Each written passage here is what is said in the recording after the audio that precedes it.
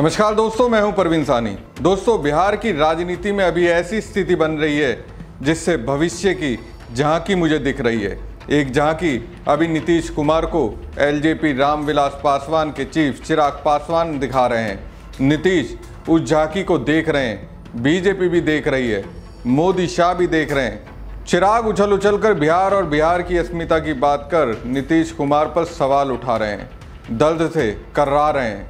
कर्राना भी चाहिए, लेकिन नीतीश चिराग को दर्द में डूबने की सलाह कौन दे रहा है ये शायद समझ गए हैं, पूरी तरह से जान चुके हैं।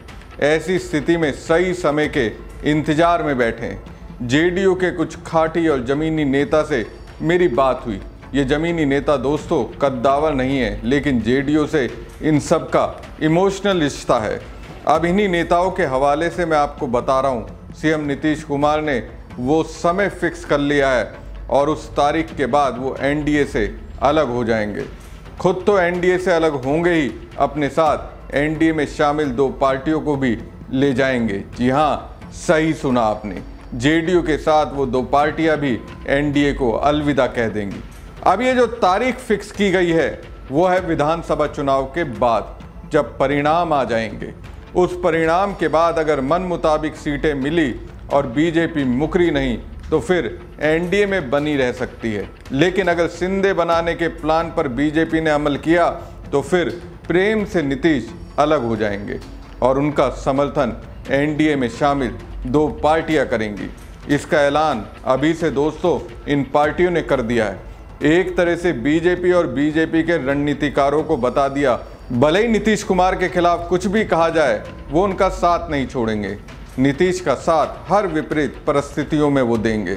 अब ये सब मैं क्यों कह रहा हूँ, पहले चिराग पासवान के बयान को सुनिए। देखिए, एक के बाद एक जिस तरीके से बिहार में आपराधिक घटनाओं की एक श्रृंखला सी बन गई है और प्रशासन पूरी तरीके से नतमस्तक दिख रहा है अपराधियों के सामने। ये बात सही है कि जो ये घटना घटी है ये जितनी निंदनीय है, जितनी शर्मनाक है, कार्रवाई भी हुई है, गिरफ्तारी भी हुई है, पर पहली बात ऐसी घटनाएं घट क्यों नहीं है। बिहार में जिस तरीके से हत्या, अपहरण, लूटमार, डकैती, बलात्कार एक के बाद ऐसी श्रृंखला बन गई है और अब तो ऐसा लग रहा है जैसे प्रशासन पूरी तरीके से नाकामयाब है इन घटनाओं को रोकने के लिए। और अगर ऐसे ही चलता रहा तो ये आने वाले दिनों में एक बहुत भयावह परिस्थिति उत्पन्न कर देगा हमारे प्रदेश में। उत्पन्न हो चुकी है। जिन परिवारों ने अपनों को खोया उनका हालात पूछिए, जिन बच्चियों के साथ इस तरीके से दुष्कर्म हो रहा है उनके हालात पूछिए। आज अगर इस तरीके की बातें भी कही जाती हैं कि चुनाव के कारण ऐसी गतिविधियों को असामाजिक तत्व अंजाम दे रहे हैं, अगर चुनाव भी एक कारण, और मैं भी मानता हूं कहीं ना कहीं कि संभवतः चुनाव भी एक कारण है, सरकार को बदनाम करने की साजिश के साथ संभवतः इन घटनाओं को अंजाम दिया जा रहा है, पर तब भी जिम्मेदारी तो प्रशासन की ही है ना इसको नियंत्रित करने की। कोई भी अपराधी आपके राज्य में आपराधिक घटनाओं को कैसे अंजाम दे रहा है प्रशासन के रहते हुए, या तो फिर इसमें प्रशासन की मिली भगत है और या फिर प्रशासन इस पे लीपापोती करने का कार्य कर रहा है, और या फिर पूरी तरीके से प्रशासन निकम्मा हो चुका है और अब इनके बस का नहीं है बिहार और बिहारियों को सुरक्षित रखना। ऐसे में पुनः एक बार मैं बिहार सरकार से आग्रह करूंगा, जरूरी है समय रहते हम लोगों को इसके ऊपर कार्रवाई करने की। मुझे इस बात का दुख होता है कि मैं एक ऐसी सरकार का यहाँ पे समर्थन कर रहा हूं जहाँ पे अपराध पूरी तरीके से बेलगाम हो चुका है।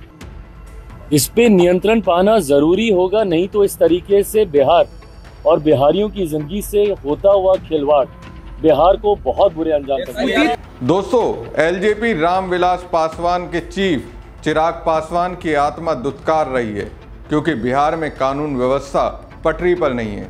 चिराग कहते हैं बिहार में अपराध बेकाबू हो गया है, प्रशासन अपराधियों के सामने पूरी तरह से नतमस्तक दिख रहा है, इसलिए उन्हें दुख है। दुख इसलिए कि वो ऐसी सरकार का समर्थन कर रहे हैं जहां हत्या, लूट, अपहरण और बलात्कार जैसी घटनाएं लगातार हो रही हैं। अब इससे तो कोई इनकार नहीं कर सकता है। अब चिराग नीतीश सरकार से समर्थन वापस लें या ना लें, उनकी सेहत पर तो कोई असर होने वाला नहीं है, क्योंकि चिराग के पास तो एक भी विधायक नहीं है। चिराग ने साल 2020 के विधानसभा चुनाव में अपनी पार्टी से करीब 143 सीटों पर अपने उम्मीदवार उतारे थे। ये बात और है कि वो जीत नहीं पाए, लेकिन इतना हुआ कि नीतीश की पार्टी जेडीयू को नुकसान पहुंचाने में कामयाब हुए। खैर, चिराग को इस बात पर ऐतराज है कि नीतीश कुमार सही तरीके से सरकार नहीं चला पा रहे हैं। सही भी है, क्योंकि अगर सरकार ठीक तरीके से चलती तो कानून व्यवस्था पटरी पर होती। लेकिन क्या इसके लिए सिर्फ सीएम नीतीश को ही जिम्मेदार ठहराना ठीक है?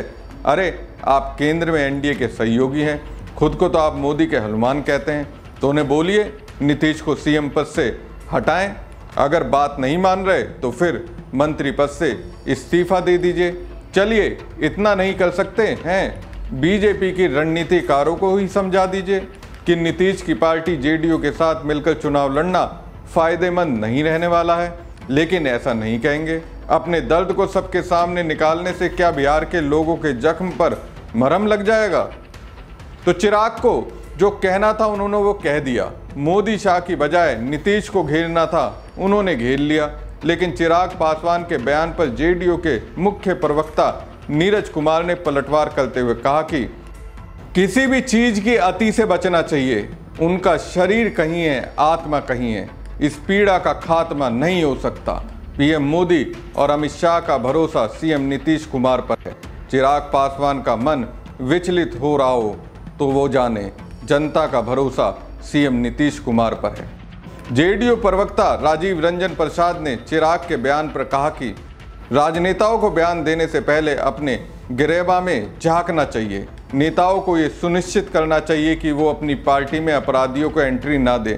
देश में अपराध मुक्त राज्य की कल्पना नहीं की जा सकती। अपराध कहीं भी हो सकता है, लेकिन जरूरी ये है कि वहाँ की पुलिस कार्रवाई कैसे करती है। बिहार में अपराधियों पर पुलिस आज भी भारी है और आगे भी रहेगी। यहाँ अपराधियों के खिलाफ तत्परता से कार्रवाई होती है। ये जेडीयू के नेता हैं, जाहिर सी बात है चिराग नीतीश कुमार को घेर रहे हैं तो उस पर अटैक करेंगे ही। लेकिन एनडीए की एक और पार्टी चिराग पासवान पर हमलावर हो गई है। हम पार्टी के अध्यक्ष जीतन राम मांझी के निशाने पर चिराग पासवान आ गए। उन्होंने एक्स पर पोस्ट करते हुए लिखा, मुझे खुशी है कि मैं बिहार में एक ऐसी सरकार का समर्थन कर रहा हूं जो अपराध और अपराधियों से कोई समझौता नहीं करती, जो हर आपराधिक घटनाओं का न केवल खुलासा करती है बल्कि वारदातों में शामिल अपराधियों को सलाखों के पीछे भी भेजती है। हमें गर्व है कि बिहार में एनडीए नेतृत्व में सुशासन की सरकार है। तो दोस्तों, जीतन राम मांझी खुलकर नीतीश कुमार के साथ आ गए।